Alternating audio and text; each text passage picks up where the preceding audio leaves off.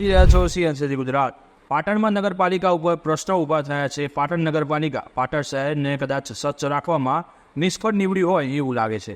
કહેવાય છે કે સ્વચ્છતા ત્યાં પ્રભુતા, પરંતુ પાટણમાં જાહેર રોડ રસ્તા પર અને રહેવાસીઓને ગંદકીનો સામનો કરવો પડી રહ્યો છે.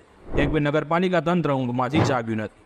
પોતાના કામ પ્રત્યે જો નિષ્ઠા રાખી હોત તો કદાચ આવા પ્રશ્નો ઊભા ના થયા હોત. વાત પદ્મનાભ મંદિર વિસ્તારની છે. પદ્મનાભ મંદિર વિસ્તારમાં આવેલ શ્રી રેસિડેન્સી, પાર્થ બંગલોઝ, શિવ કુટીર, શિવ શક્તિ, નંદનવન, સહસવિલા જેવી સોસાયટીઓમાં રહેવાસીઓ ગંદા પાણીથી પરેશાન થઈ ગયા છે.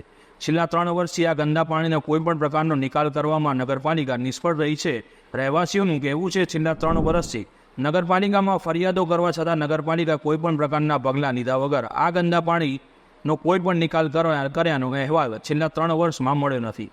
રહેવાસીઓ આ ગંદા પાણીથી ત્રસ્ત થઈ અને ના છૂટકે સોસાયટીના રહેવાસીઓ ભેગા થઈને નગરપાલિકાને આવેદનપત્ર આપવામાં જાય છે, જેમાં નગરપાલિકામાં પ્રમુખ શ્રી હાજર ન હોવાથી નગરપાલિકાના ઉપપ્રમુખ હિનાબેનને આવેદનપત્ર સોસાયટીના રહેવાસીઓ આપે છે. હવે નગરપાલિકા આ નગરવાસીઓની અરજીનો સ્વીકાર કરશે કે 3 વર્ષની જેમ આ પણ એક પડતર પ્રશ્નની જેમ પડ્યો રહેશે. નગરપાલિકાને આવેદનપત્ર આપ્યા બાદ હવે કેટલા સમયમાં આ રહેવાસીઓને તેમના પ્રશ્નનો નિકાલ મળશે તે ખબર નહીં, પરંતુ આશા રાખીએ છીએ કે નગરપાલિકા પોતાની ઊંઘમાંથી જાગીને આ રહેવાસીઓને તેમના પ્રશ્નોનું નિરાકરણ જરૂરથી લાવી આપશે.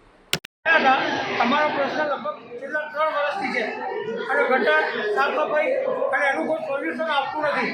અને એના માટે આવતાના ગટરો 2 મહિનાથી એટલી બધી ઉભરાય છે કે રોગચાળો ફાટી નીકળ્યો છે. અને આના માટે અમે કરી એમના નગરપાલિકાની પ્રમુખ સાહેબ હતાની હાજર એટલે અમે ઉપપ્રમુખ હિનાબેનને આવેદનપત્ર આપી અને રજૂઆત અમે જાહેર કરી.